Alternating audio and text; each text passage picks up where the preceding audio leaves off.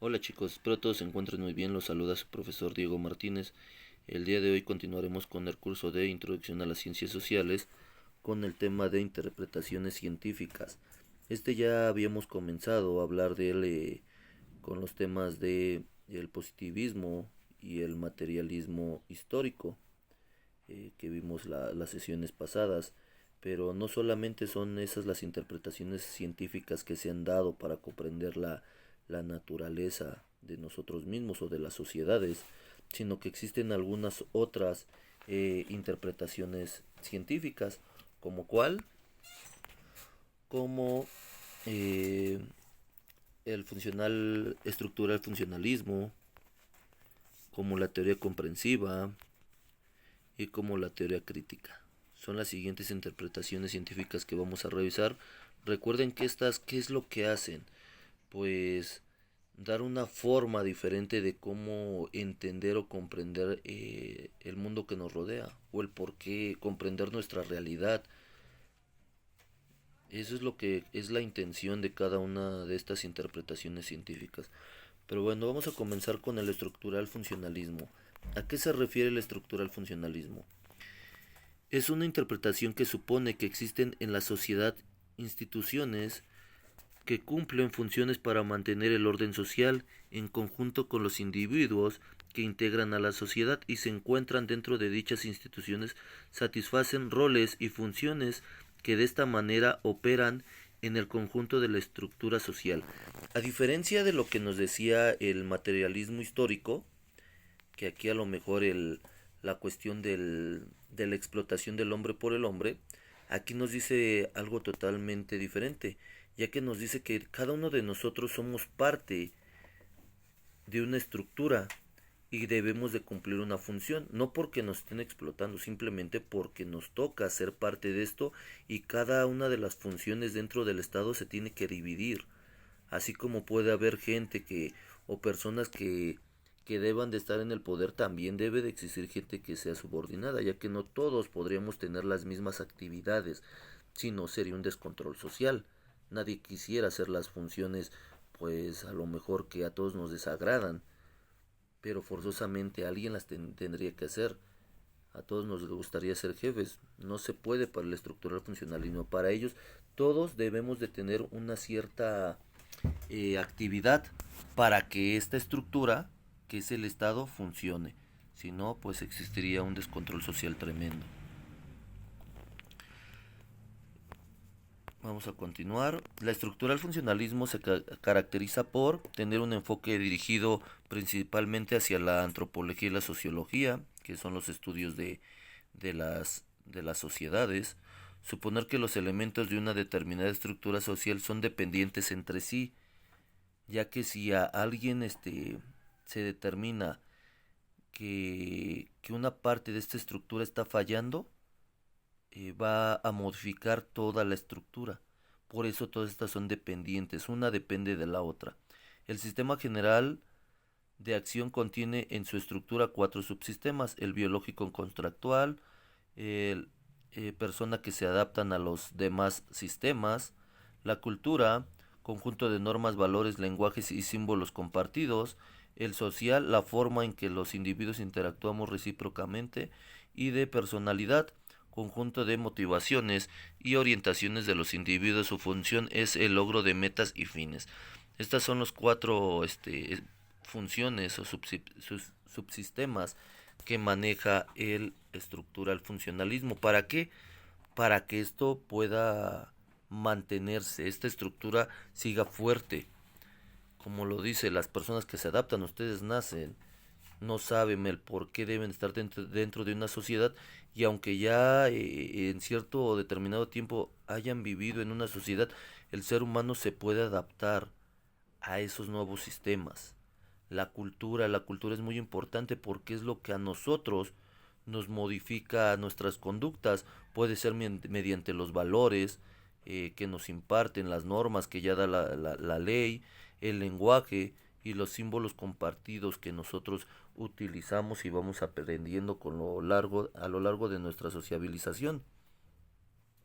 La cuestión social, la forma de cómo no interactuamos con otros, y la personalidad. Cada uno tenemos una personalidad diferente, pero esta personalidad se va dando dependiendo de la sociabilización que tenemos. Hay ciertas características en este estructural funcionalismo, ya que uno de los mayores representantes en estos procesos es Talcott Parsons, eh, y nos dice que estas conductas, aunque sean distintas, tienen algunos contrarios con lo que es la teoría de Carlos Marx. Aquí las revoluciones no son bien aceptadas. Una revolución, a diferencia que Carlos Marx, que nos dice que la revolución es lo único que va a modificar esas conductas de explotación de hombres por hombres, aquí nos dice que no, como no somos hombres explotados, ¿qué debemos de hacer? Debemos de seguir manteniendo ese cambio, pero no debe ser un cambio drástico. Las sociedades, como lo habíamos mencionado con la teoría de la evolución, eh, evolucionista, ¿qué nos dice? Sí, todas las sociedades van a evolucionar poco a poco, pero para este estructural funcionalismo deben de hacerlo de esa forma, no de una forma drástica. De una forma drástica son las revoluciones, por lo cual para ellos es algo que va contra la sociedad una revolución, porque esos cambios drásticos solamente vuelven a retroceder nuestra sociedad.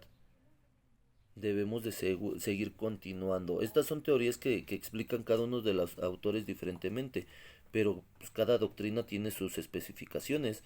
Nosotros como estudiantes, ustedes como estudiantes, deben de analizar cuál de estas teorías explica de una forma más objetiva a la sociedad. Pero bueno, vamos a continuar. La siguiente teoría es la teoría comprensiva, que nos dice: la teoría comprensiva consiste en estudiar a la sociedad a partir de su comportamiento individual y la acción social que realizan las personas que la integran, para poder comprender y explicar sus acciones. De cierta manera es el primer enfoque que trata de estudiar los pensamientos de un individuo para ver si los resultados dentro de la sociedad, para ver sus resultados dentro de la sociedad. Esta teoría la implementa Max Weber. Max Weber ya lo habíamos revisado en algún momento en clase, algunas de sus propuestas, pero ¿qué nos dicen? Aquí la sociedad también comparte ciertas similitudes con la teoría del materialismo histórico de Carlos Marx. De hecho, Weber estudia esas teorías porque eran en la misma época y él compartía muchas coincidencias con Carlos Marx, como la cuestión del capitalismo. Para él también existe esta figura del capitalismo, que debe de haber una burocracia y las relaciones humanas. Pero a diferencia de Carlos Marx, para Max Weber lo más importante no es la economía, sino el individuo, cómo piensa un individuo. Para él, el individuo tiene una forma de cómo modificar la sociedad dependiendo de sus conductas, y esas conductas pueden ser razonadas. Es por eso que no es una cuestión de total, el pensar que la sociedad se va a modificar por, por una totalidad, sino que lo maneja por una particularidad. La acción de cada individuo afecta a la sociedad, y es por eso que lo determina que cada individuo puede tomar decisiones, claro, por su sociabilización. Cada uno de nosotros podemos tomar decidir o tomar una conducta dependiendo de estas cuatro acciones. La acción afectiva, que es por la cuestión de los sentimientos; la tradicional, que es por las costumbres o tradiciones que ya nos han modificado, eh, o nos han enseñado con el paso del tiempo; la racional, por arreglo a valores, estos valores que son muy importantes y que cada uno tenemos dentro, porque es lo que nos han enseñado nuestra familia, la escuela, la sociabilización, en sus tres etapas, bueno, en sus dos etapas, la primaria y secundaria, nos enseñan a qué valores tenemos. Y la última, la acción racional por arreglo a fines. Para muchos una de las más importantes. ¿Por qué? Porque ya razonamos. si alguna conducta va a provocar algo diferente. Es por eso que esto cambia. Para Max Weber la sociedad no es lo mismo en cada uno de los ámbitos. Esta va cambiando constantemente dependiendo de la persona. Y por último, tenemos la teoría crítica. Esta teoría crítica también es muy interesante, ya que para ellos la sociedad está en constantes cambios y estos cambios deben de ser criticados todo el tiempo. La desigualdad social, la esclavitud, verdad si el hombre es libre, no es libre. eh, Nos dice la teoría crítica se opone a la separación entre el sujeto y la realidad. De acuerdo a esta postura, todo conocimiento depende de las prácticas de la época y de la experiencia. De esta manera, todos los conocimientos, así como la ciencia, se desarrolla de acuerdo a los cambios presentados en la vida social. Esta vida social es muy importante ya que hay muchos cambios, pero estos cambios se dan porque las personas deben siempre criticar cómo está la sociedad, si en verdad es una sociedad que está cumpliendo con su objetivo. ¿Cuál es el objetivo? El regular ese comportamiento para que todos podamos vivir en armonía. Y en ocasiones no se puede. Aquí nos habla de puntos muy importantes, ya que hay cuestiones eh, donde esta teoría crítica se fundamenta más en las relaciones de poder. ¿Qué son estas relaciones de poder? Los maneja Carlos Marx, los maneja Max Weber, los maneja varios catedráticos en las cuales nos dicen que esas relaciones de poder es aquella persona que está sobre otra y siempre debe de haber una relación de poder. Pero ¿cómo nos mantenemos en esa relación de poder? La sociedad debe de ser reflexiva y entender que no siempre vamos a estar atados al yugo de esas relaciones de poder. Es por eso que debe de ser una teoría crítica siempre reflexionar si en verdad el método que están utilizando para la sociedad es el correcto, ya que se dan estos procesos de dominación con las relaciones de poder y las luchas ideológicas.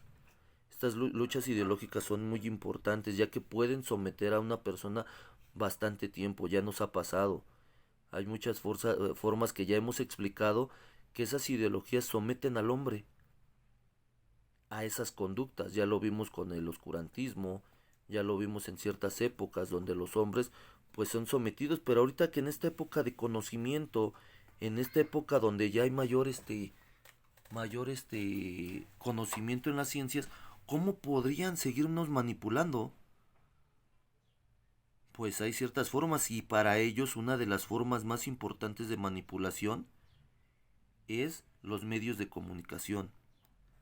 A nosotros nos mantienen alienados, creyendo cosas para que nosotros no exijamos y creer que vivimos en una sociedad perfecta. Pero claro que no, siempre va a haber relaciones de poder donde un hombre está sobre otro. La desigualdad de clases, la relación que produce el complejo hecho de la interacción entre los individuos y esta manipulación de los medios de comunicación. Para estos catedráticos, la única forma de poder estudiar a la sociedad es alejándose de ella. Alejándose totalmente de ella, ¿para qué? Para que observarla y determinar si en verdad están cumpliendo con sus objetivos y alejar también toda creencia, todos valores y todas las opiniones de otras personas para poder interpretar las propias. Debe de ser de una forma más objetiva, revisando claramente cómo es la sociedad, sino algo subjetivo, que serían las creencias o las posturas de otras personas.